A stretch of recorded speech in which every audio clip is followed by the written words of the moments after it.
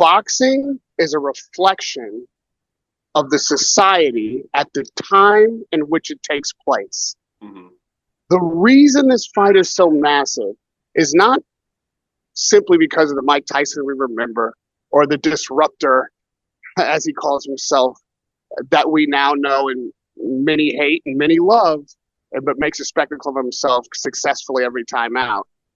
It's because this is where the culture is. This is where society is. Yeah. This is where two generations are clashing. It's, if we're honest, two races are clashing.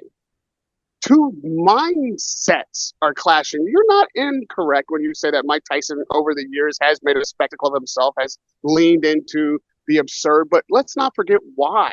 Because at the end of his boxing career, after hundreds of millions of dollars and probably $1 billion earned by those around him, all collective, he was broke.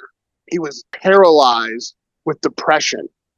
He had tragedy strike in his life multiple times. He was betrayed by those he trusted. He had a prison stint. Like, the Mike Tyson that we see today has come through so much darkness. I believe beyond depression, he had severe mental issues that he had to deal with just to cope with life. Forget about being an athlete. As Mike Tyson went through the 80s, 90s, early 2000s, I think a lot of people at different times took that ride with him. If you were depressed when Mike Tyson was depressed, you were understanding. If you were feeling rage when Mike Tyson was feeling rage, you were understanding. Or if you were in the drug culture in the 80s and the party culture, and everything was getting a little bit away from you, even though you should have been handling your business, somehow you ended up broke when you had pockets full of money at one time. You understand Mike Tyson. If your family had betrayed you and your manager and the people who were supposed to be looking after your cash, they stole from you, you understand parts of Mike Tyson. If you were a criminal in the streets who came up and you shouldn't have, and somehow you made it to the big time, and then you fell all the way down, find yourself behind bars, you feel Mike Tyson's pain. There's a lot of moments in his life that people at different stages of their life can relate to. And what makes a star? Being able to relate to somebody. You have some moment with them that you share that you feel like both of you were the same, and this guy was just representing you in the world. That's me up there.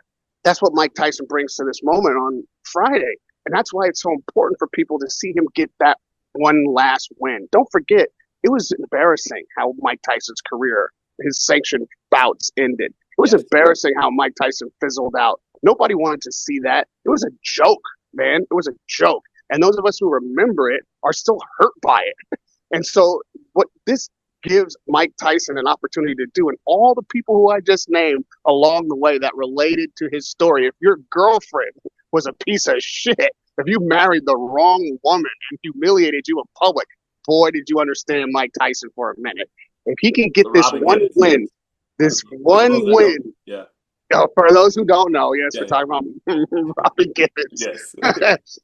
If he can get this one win against this 27-year-old white boy who's talking mad shit, knocking black people out left and right, making a mockery of the culture, if Mike Tyson can be the one to stretch him out for 10 fucking seconds properly on the canvas, everybody from every one of those walks of life and every bit of that related moment that I just mentioned gets a victory, gets a W, gets to end the story with a triumphant W, and gets to do it against the nemesis of all the things that you think had something to do with what was going wrong in your life at some time. Can he validate that? Like, can he validate that? No, we love him because you know of all that stuff. Or no, are you obsessed with celebrity?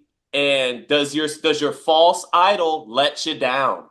Or does your legend deliver? I just want reality to play out. What is the reality? What does America deserve, Sean? We can't take a fucking another L this week. We need some real moment to celebrate. I don't believe if Jake Paul having his hand raised with a 58-year-old man asleep on the canvas is something that America needs right now.